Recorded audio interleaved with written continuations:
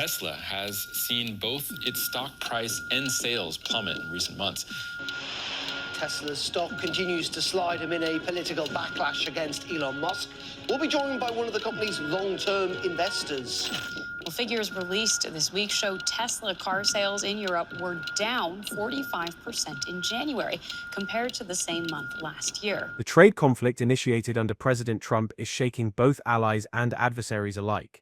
Once again, Donald Trump is making headlines, this time with a move that is sending shockwaves through the global economy. His administration has imposed a substantial 25% tariff on European car imports, a measure introduced under the pretext of correcting long-standing trade disparities.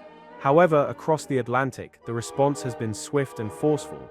Before we dive deeper, make sure to like this video and subscribe for more updates on global trade wars. The EU has unleashed its own set of tariffs, designed to hit the United States where it matters most.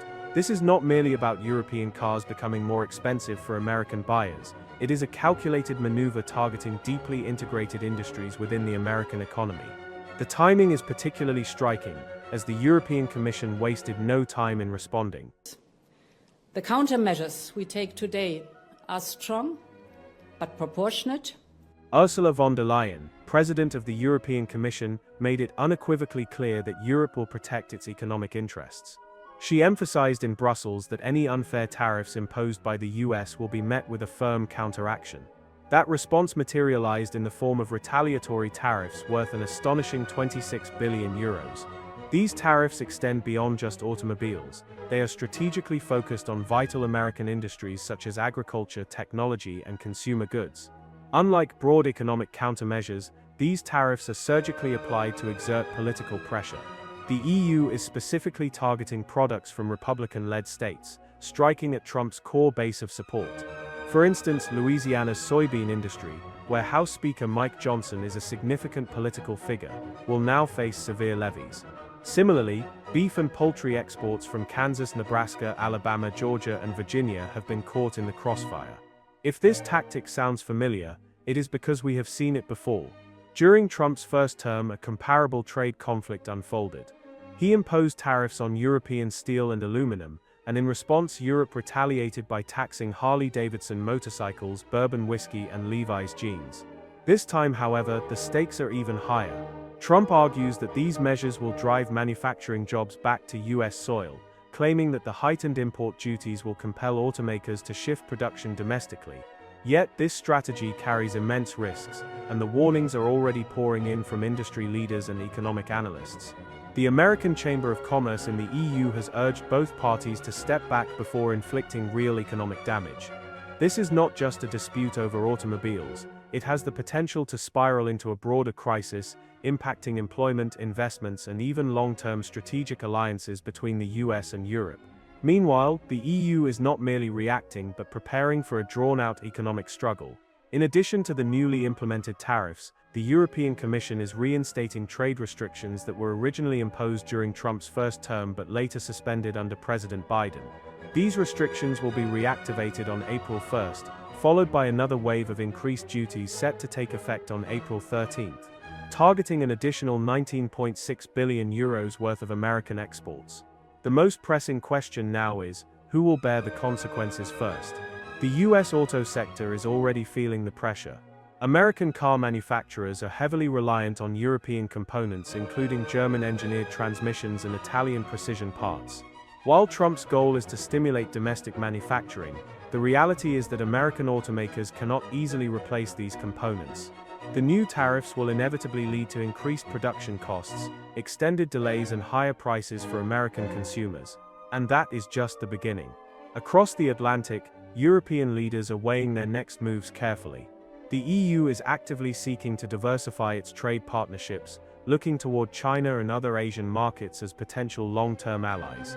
A strengthened European-Chinese economic relationship could fundamentally alter global trade patterns, potentially disadvantaging the United States. If you're finding this breakdown helpful, hit the like button and let us know your thoughts in the comments. Your engagement helps us bring you more content like this. The United States has been a major exporter of liquefied natural gas (LNG) to Europe, with trade between the two regions growing significantly. However, with tensions escalating, European energy companies may explore alternative suppliers, potentially reducing their reliance on American energy sources. If European nations begin looking elsewhere for energy security, it could spell long-term consequences for American energy exporters. For US automakers, the timing of these tariffs could not be worse.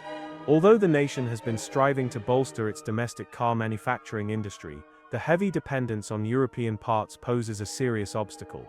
High-tech transmissions from Germany, electronic systems from France, and mechanical components from Italy, all essential to American car production, are now subject to significant import taxes. As costs skyrocket, production efficiency is being compromised, forcing automakers to reconsider their manufacturing strategies.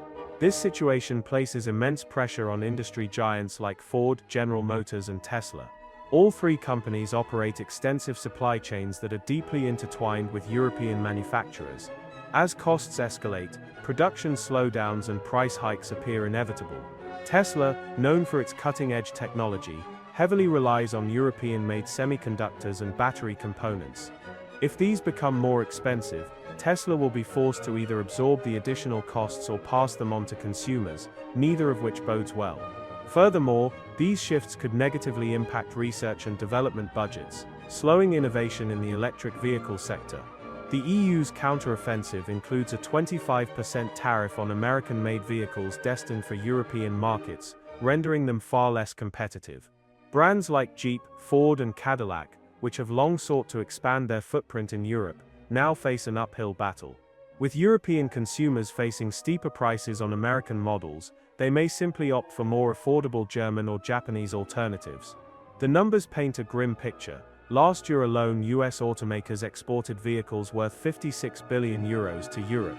With a 25% tariff in place, these sales could plummet, leading to factory slowdowns, declining revenues, and potential job cuts.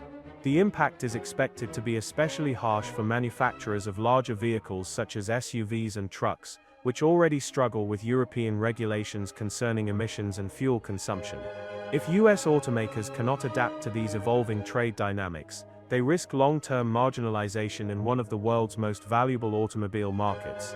The economic turmoil does not end with automobiles. The EU's retaliation extends into American agriculture, another sector strongly linked to Republican-led states. Farmers exporting soybeans, beef, and poultry to Europe are now confronting steep tariffs which could result in plummeting prices and financial hardships. States like Iowa, Nebraska, and Kansas, which heavily rely on agricultural exports, may face significant disruptions. This economic pressure is compounded by pre-existing challenges such as rising operational costs and climate-induced agricultural uncertainties.